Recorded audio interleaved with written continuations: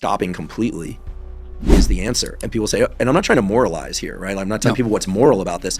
I just know that any behavior or substance that leads to quick, repeated inflections in dopamine is going to create a groove in the nervous system where you're going to crave that thing, and it's going to give you a lower and lower sense of satisfaction over time. These days, I hear a ton of really desperate stories, mostly from young guys. I've heard from maybe 4 or 5 women on this, but literally thousands of young men about porn addiction. Every time I hear about it, I feel so fortunate that I grew up in a time where, or maybe I just don't have the wiring for it. And if I did, I'm pretty open on this podcast. It's never been an issue for me. Yeah. And they're telling me that they can't stop watching porn.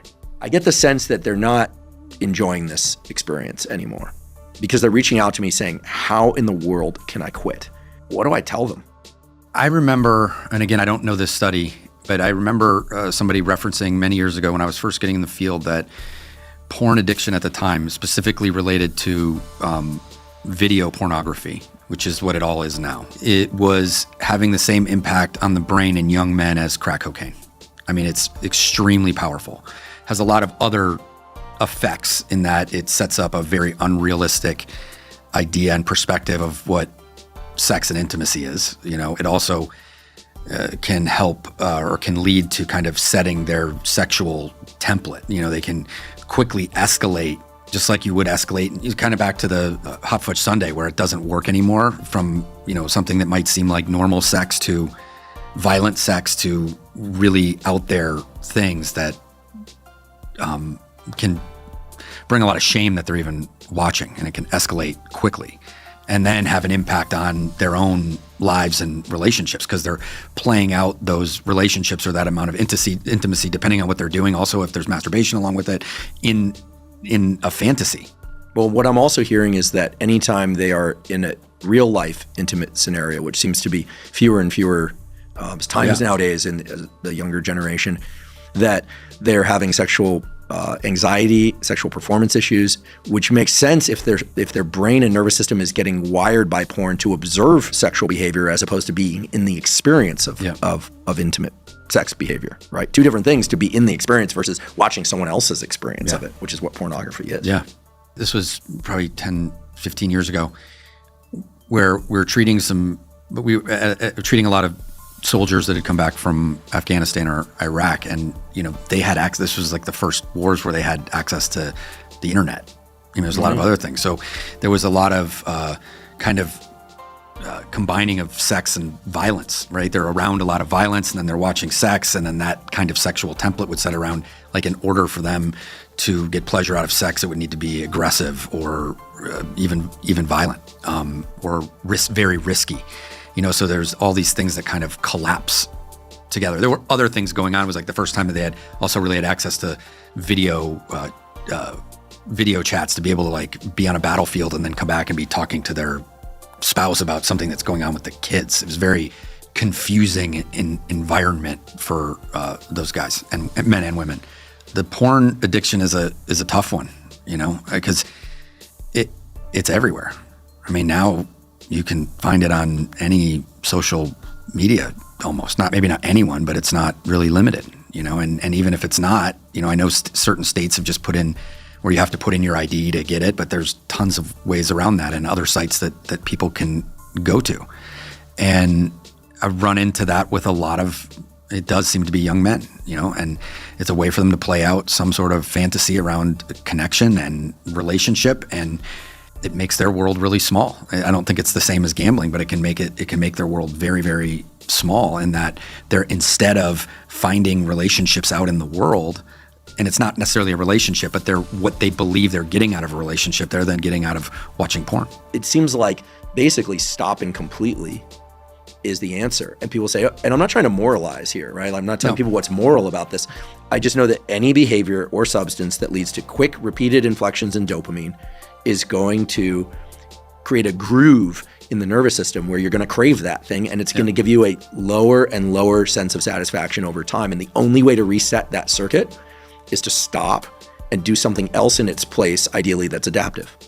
These are people that are asking you how they can stop. You know, they're telling you, I can't stop. How do I do it? So it can be similar to other addictions. I mean, first the admission part that it's a problem or awareness it is, and then being able to start to talk to somebody and start to take some accountability around it. Not accountability like you're doing something wrong, but to be able to have some sort of identify the behaviors that start leading to that. I mean, that can be done in therapy. There's other 12-step groups that can help people with that, to identify what their sobriety would look like, if you want to call it sobriety, what it looks like. And if it does involve not watching any porn, then that's the rule set that they have. And then they figure out, either with their therapist or in their treatment center or with their sponsor or community in 12-step, like, how am I going to be held accountable to that? And that might be doing the things like we talked about, laying out, looking at your day ahead. At the beginning, they might need to look at things like, there's ways and software out there to not be able to look at that on your phone, or have an accountability partner that can,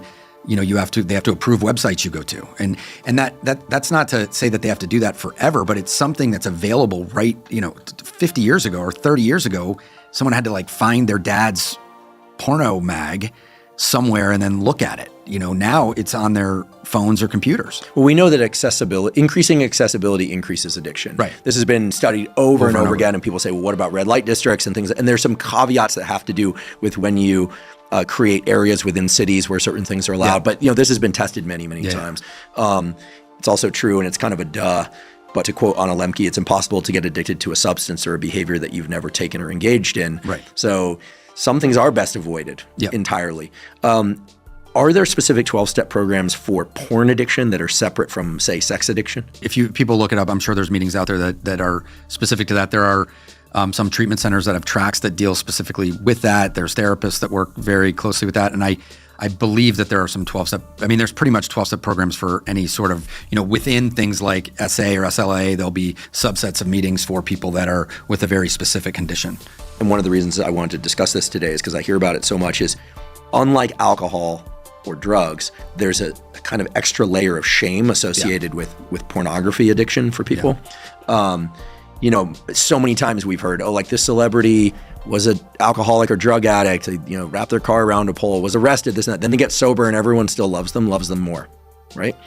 If we knew that a given celebrity was like a porn addict or something, we look at that person differently. Yeah. Especially if they're male.